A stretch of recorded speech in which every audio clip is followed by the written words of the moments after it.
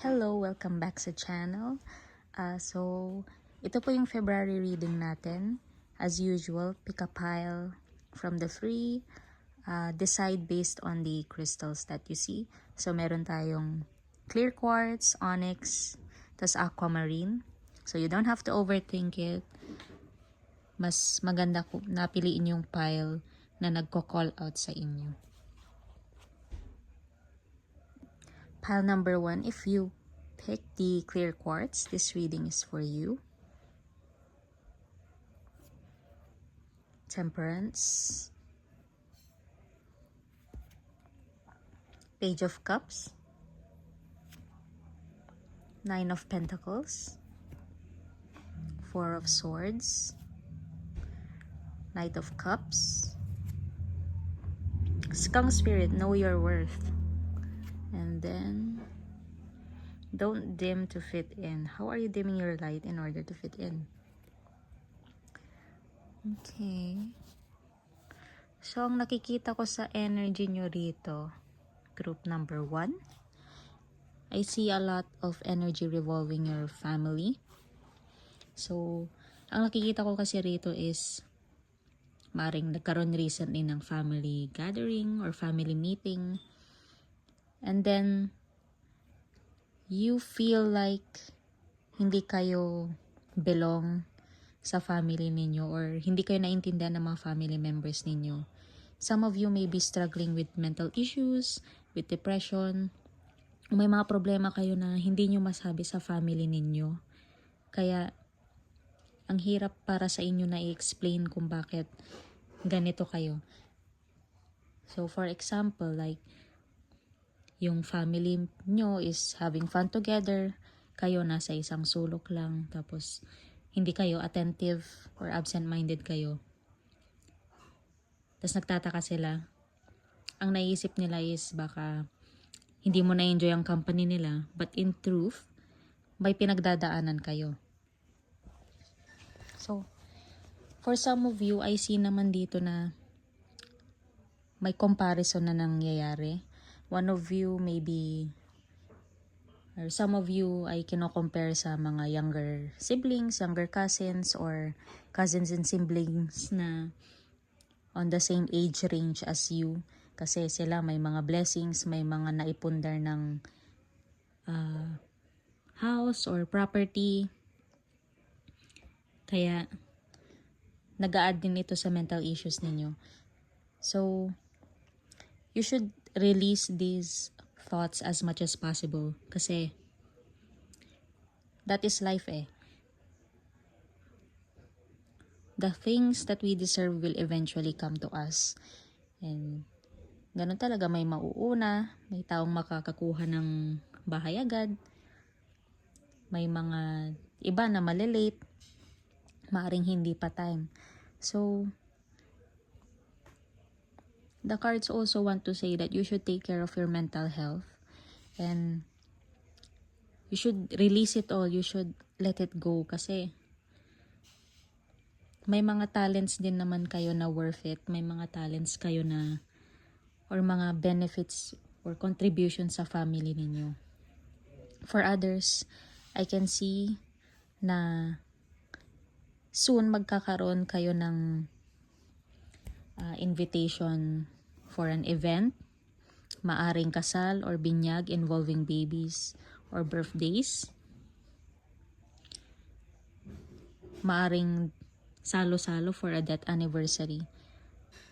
I also see na some of you will gather for a deceased or a sick friend or kakilala nyo or family member ng friend. Maaring magbigay kayo ng obuloy or ng small financial help sa kanila.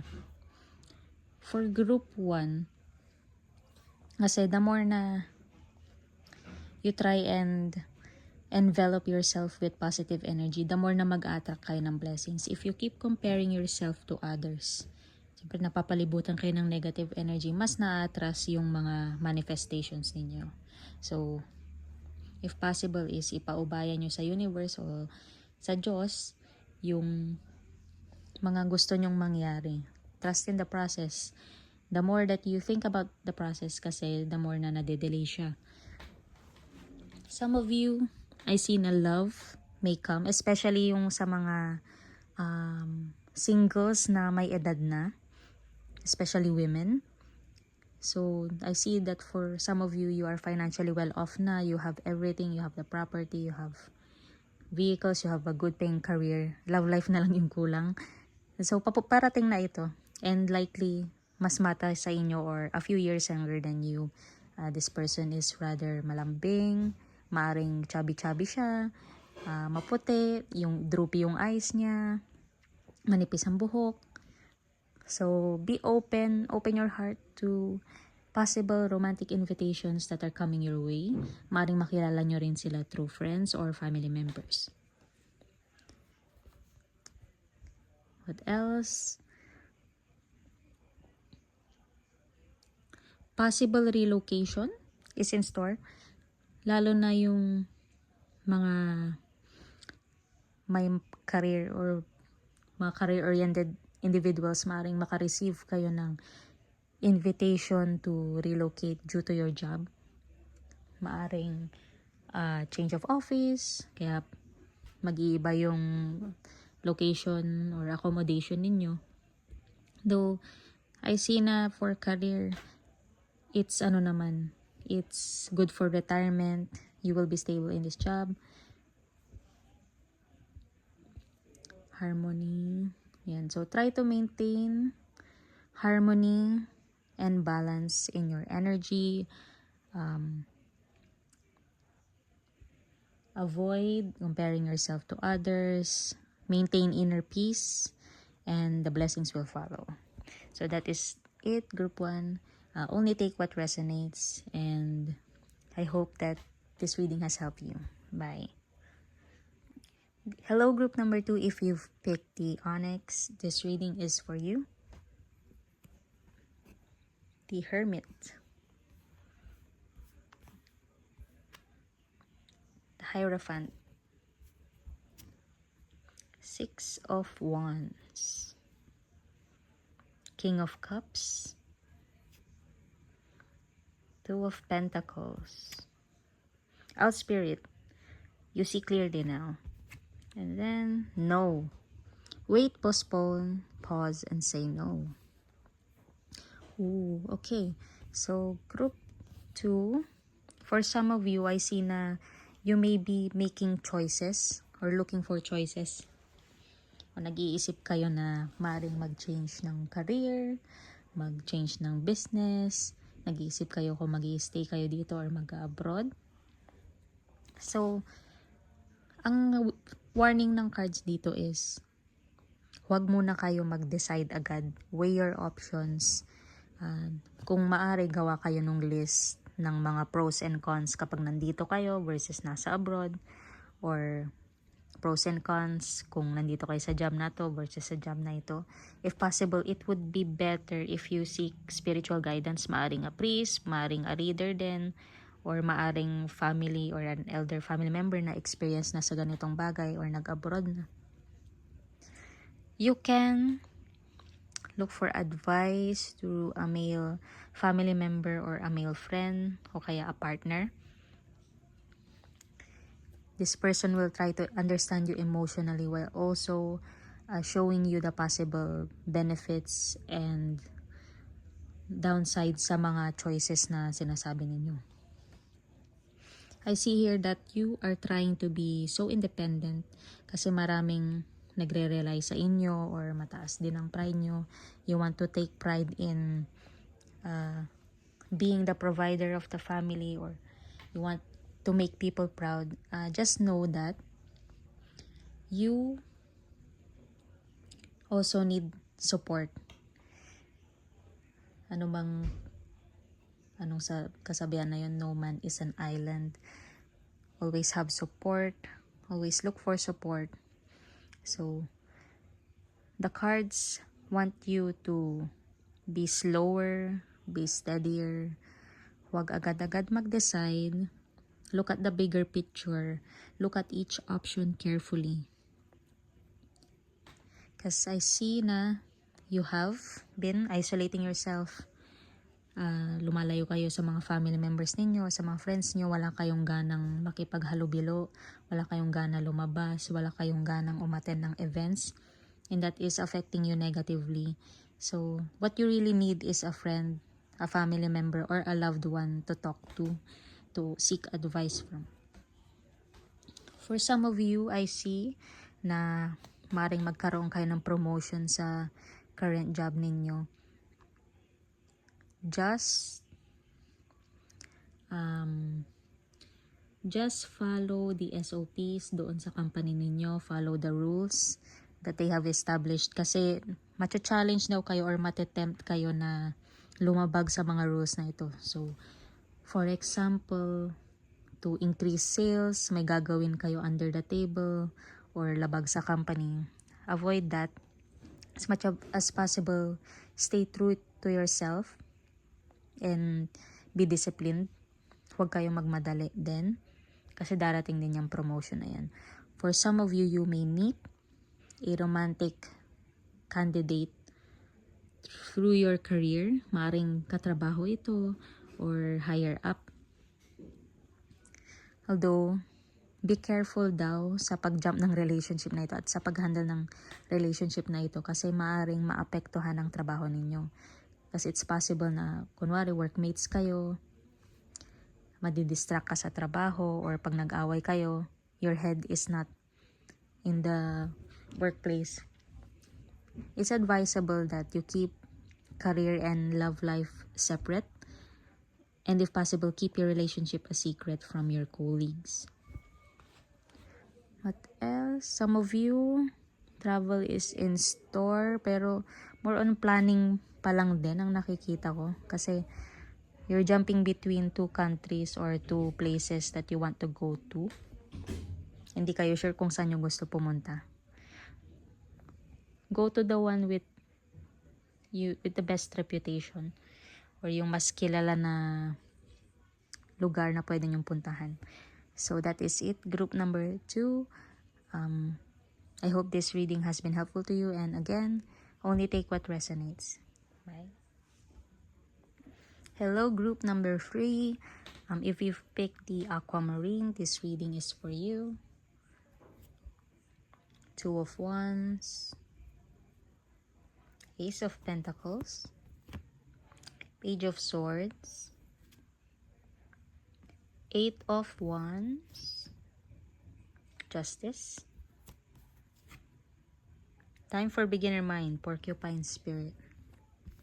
And Unbound, releasing soul patterns, contracts, and past lives. Okay. For some of you, I see na you had past lives na kung saan naging negative yung ugali nyo or naging abusive kayo sa ibang tao. And in this life, I see na nababayaran nyo na yung karma nyo. It is possible na you have been through a hard time or a time of hardship kung saan binabayaran nyo yung bad karma nyo. And soon is pag wala na siya, pag nabayaran nyo na, darating na yung blessing sa buhay ninyo.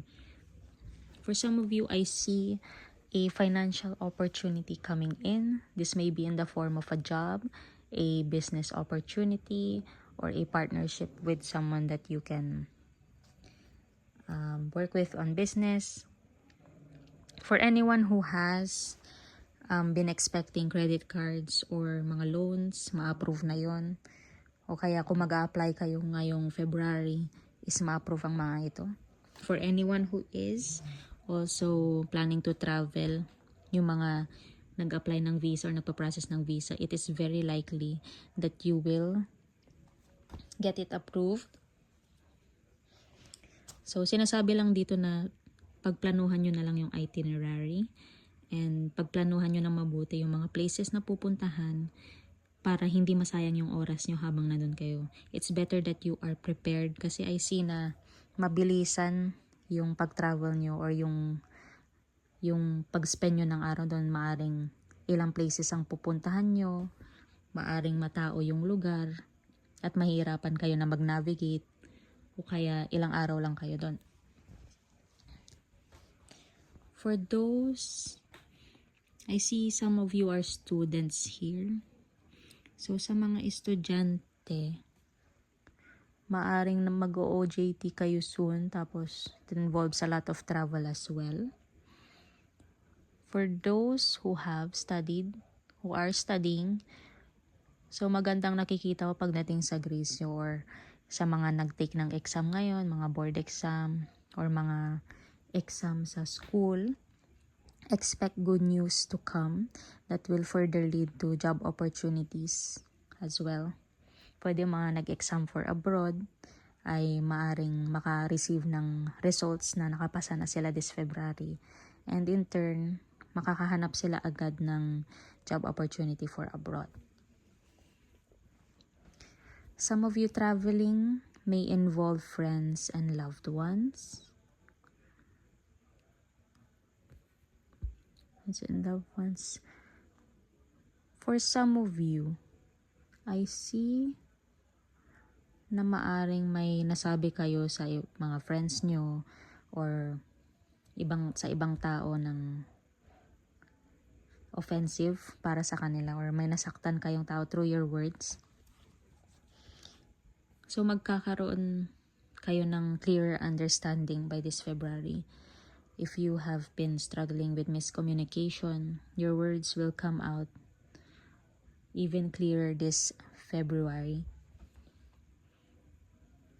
The cards also want you to enjoy the simple things in life this month. So, again, for those who want to travel, if possible, try to minimize the places that you're gonna go to kasi maaring matao nga. For those na may nakaaway or may nasabing masakit sa ibang tao or mga nasabihan ng masakit ng mga friends nyo, let it go, let it be in the past and focus on the now. Wag nang halongkatin yung mga past mistakes ninyo. Yes. So, for some of you na nagbabayad pa ng karma, magkakaroon kayo ng opportunity to pay it more. So, someone may approach you and ask you for charity work or help with charity. Maaring mag-volunteer kayo or maaring humingi siya ng tulong sa inyo. Do your best to help this person kasi babalik din sa inyo yung blessings. So that is it, group 3. I hope na this reading will help you, and again, take what resonates and